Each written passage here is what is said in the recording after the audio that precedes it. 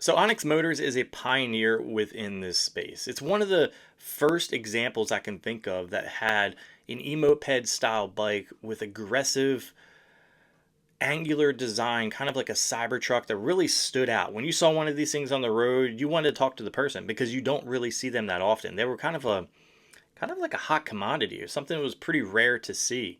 Now you kind of see them more and more often. They're one of the most customizable bikes that are out there. We're going to talk about that momentarily. And my first introduction to Onyx was probably 2 years ago. I've been in like the e-mobility space, really dabbled with it for about 4 years now. My channel started around BMX. I still ride BMX, but I love this. I love like everything electric bikes, scooters, one wheels, everything electric related. I'm just really all about it right now. And all about like the news in regards to battery legislation, banning of them, everything. So if you're into that type of stuff, subscribe right now. But so my first introduction to them was I ended up meeting up with a guy named Tim Pool. He's a political commentator.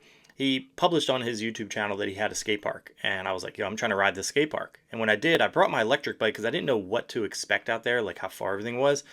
And when I did, Tim Pool was like extremely excited about it. He's like, yo, these things are awesome. Like, do you think we should get some for the property? I was like, sure, but not this one. Like, you should probably get something more high end, something more aggressive, something that like has a stance and an appearance about it where you're just like, wow. And that's where I think Onyx came in.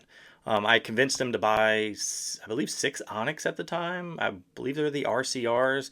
Let me look at the specs here. Yeah, the RCRs. So we've got, I think it was 4 of the street kit. So 2 of like the lower models where like somebody shorter can get on.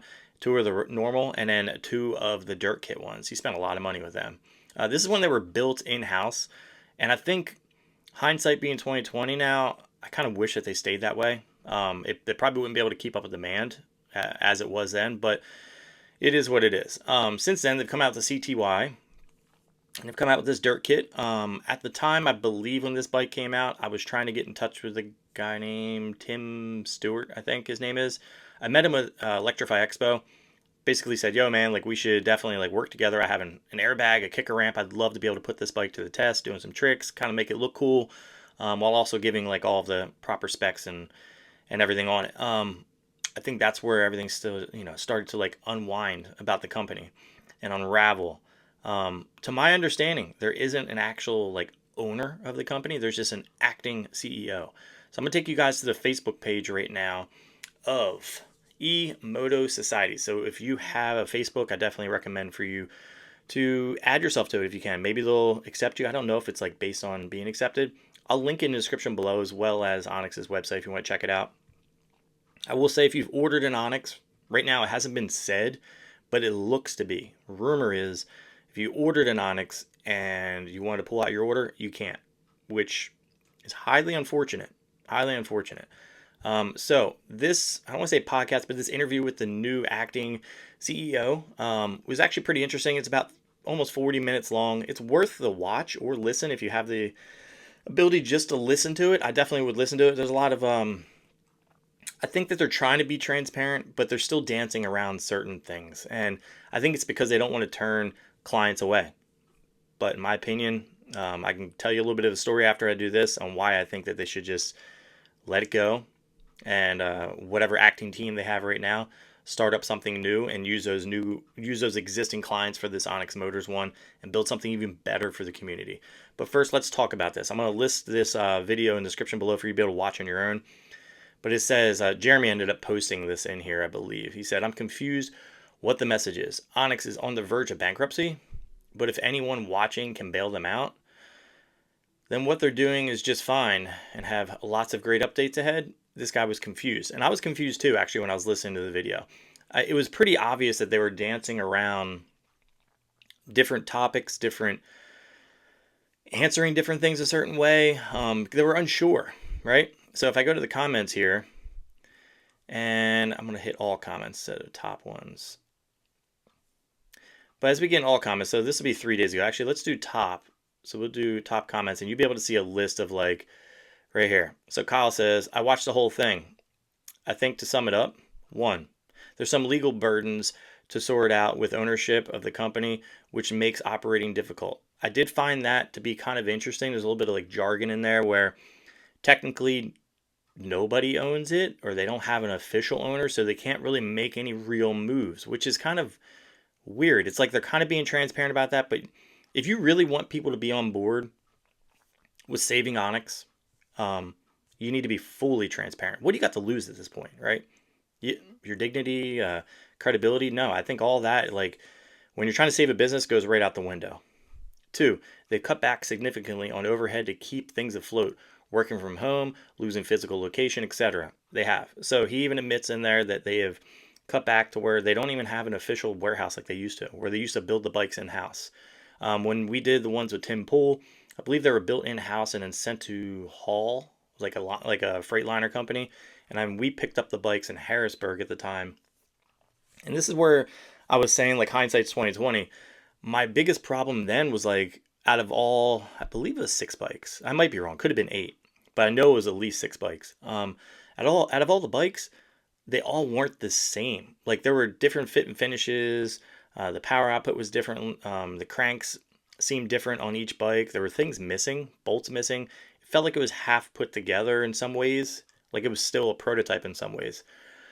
And I was a little disappointed at the time. I'll link my personal video that I made at Tim Pool's house in the description below as well. This is what the thumbnail looks like.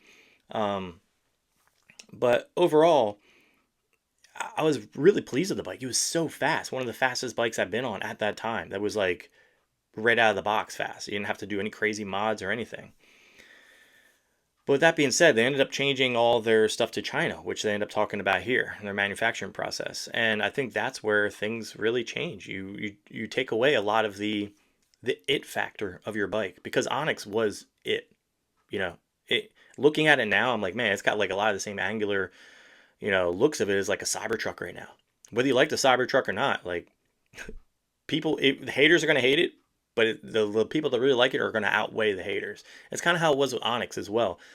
Onyx had a lot of options as far as what you could do on the site, but so much more outwards. And it wasn't like a bike you would just like take on any random trail. It was like a great substitute in and out of the city, going on some main roads, not highway content, roads, but you could take it on some main roads. Depending on where you're at, you have to register it. So 3, the acting CEO likes Onyx and will go down with the ship if needed, which I like that mentality, but I don't, because it's like, it's almost, when I watched that interview, it looked like he sounded and looked like he was discouraged about what was going on, which rightfully so. When a business is failing, yeah, it's discouraging.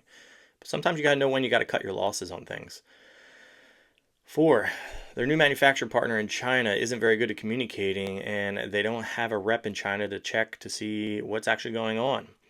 That can be pretty hard as well.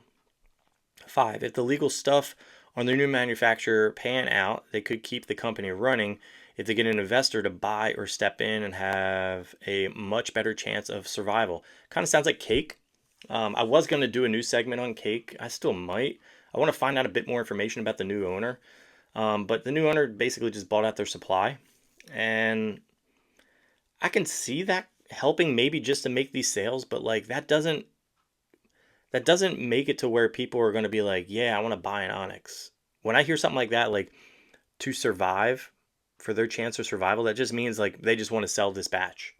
You know, I don't know. Maybe you downsize completely. Maybe you sell off this section of bikes. Get rid of the LZ, get rid of the step through version, and you just stick to 2 models and sell that so hard to where you can build it up. Maybe you do one-off customizations, like he even said in the interview. Maybe you work with creators, some of the top creators that have a lot of influence in the Onyx space. Maybe you work with them to be like, hey, we're going to create 10 bikes to your specifications. Let's sell them to your audience. We'll get this name going. Like, these are things I think would really help the space too, because you're going to get a lot of the core people within the space to back you up on that. Let's see. Did I hit 5? Legal stuff and their new manufacturer company. Yep, I hit that. Don't expect any new products or major changes anytime soon. Yeah, I mean, it sounded like he wanted to, right? Like, he was on board. He's like, yeah, that sounds really good. But like in his head, it looked like when he was looking up and going in his brain for thought, he was like, that's something they like. It's not possible. It's something I like to do. Not possible, because he's probably thinking like of the figure of how much money is left with that company, which could be months, 2 months. It's however long, because they don't have any overhead. It's however long he probably feels like paying for storage unit space, being where they're at. I understand their side of things. They're doing the best they can with where they are. A bunch of sales this spring could keep them going, but it still doesn't give people confidence, especially as a customer. Like I said, we're going to get some of the comments where some people were even saying like I said before, if you're a customer, you place an order. If I place an order right now for a bike, $5,200, $5,300, and then I'm like, oh man, I just came in a hard time. Like, I got to cancel this order. Like, even if Onyx was to say, hey, yeah, we're keeping $200, they won't refund your money. That's supposedly what it is. And I'm not ordering one right now to even test it out. But so as I'm going through the comments here, right, you'll see some people talking trash, right? It is what it is. I'm not going to read all their comments. Yeah, it was Tim Stewart. So Tim Stewart, talks about his time there. I'm going to scroll through to see if I can find that. And as I was scrolling through here, somebody posted this video right here. And this looks, he posted with no comment, but it looks to be the inventory. I'm going to play the video. I don't believe there's any audio, but it's a screen recording. He's showing, you can see the Onyx parts, Onyx seats, 10 grand, just getting rid of it all. Now, I don't know if like bike shops would be picking this up, or dealers. There was a place near me at one time, not that close to me, probably like an hour from me, that was trying to work with me to help sell like their bikes with them. But he only wanted to be an Onyx dealer. And I told him, I was like, that's a poor choice. You don't want to just deal one specific bike. Why are you cutting your nose off, spite your face? Like, you in the grand scheme of things, you'll probably reach like a 1 to 2% of, if you're going to want to make money and survive as a business, like selling bikes out of a shop. You can't just sell one specific bike. A good example would be like Trek. Trek, yeah, they survive because they're surviving off of not just making maybe 1 or 2 of those high-end sales, but everything is on getting their bikes fixed, getting those bikes in for maintenance. That's where it's at. But in the place where this guy was at, like, I was like, dude, just rent bikes out. Rent them out, rent to own, sell off your fleet after every single season. You'll constantly be able to keep the revenue going to keep these doors open. It is what it is. Me being a business owner, I'm trying to look for a space right now. This is kind of where I wanted to talk about this topic. I'm not going to talk about any brands, but I'm looking for a space to be able to expand my business more than just this YouTube channel. This YouTube channel is like a side thing for me. I do a lot of business where I work with a lot of brands to expand outward their ad campaigns, whether I'm helping them develop video, photos, different shoots, getting different actors or models and such. Anyway, so I was looking for a studio space, and where I wanted to go, the person didn't have like any real business plan as far as where they wanted to go with their business. They've been there for a year, and I'm trying to help them to move forward. Some people don't want to because their vision, they're so stuck on their vision that they are afraid that if they don't stick to it, that it'll fail. But in my opinion, if you end up going down with the ship, that mindset, I'm going down with the ship, you have to make some type of change in order to keep that ship afloat. And that's kind of where I'm at. When he even says, yeah, it seems like he's going down with the ship, he wants to go down with the ship with Onyx. Nah, I would just redirect. I'd be like, hey, I'm going to be completely transparent with you guys. We're going to dissolve Onyx, but all of these sales are going to go into the rehabilitation of a brand new brand. And all of this money, you guys are now, instead of this 30, what was it? 30, how much was that? $3,500?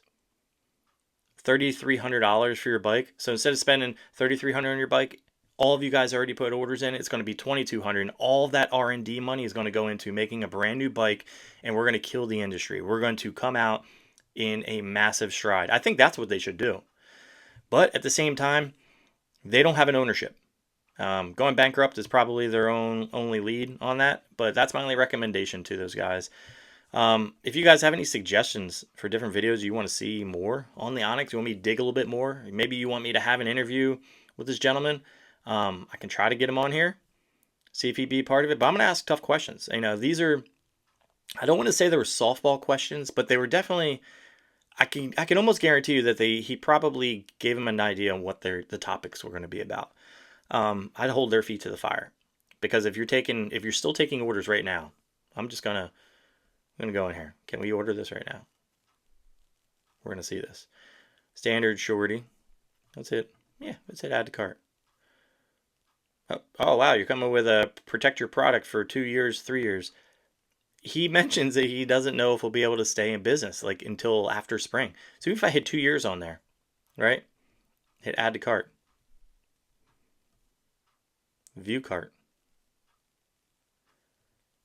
Look at that. Well, it says 2 bikes. But if I was able to buy 2 bikes right now, it would cost me $11,251.98. Let's see what happens if I hit checkout. I would die if it made me buy these bikes right now. That'd be ridiculous. So if I went to go check out right now, my estimated taxes are $62.12. Shipping would be calculated as I go through it. I'm able to buy this bike twice right now. And I'm able to get a warranty on this thing. A standard warranty. 24 months of protection on this bike. That's a promise that they can't keep. And that's kind of where I'm at. Like, if you're watching this video and you're on the fence of buying an Onyx, nothing against Onyx. I think the bikes are fantastic. Don't buy one right now. Don't buy it. You'll lose your money. If this company goes bankrupt, it's a poor choice to purchase one of these things right now.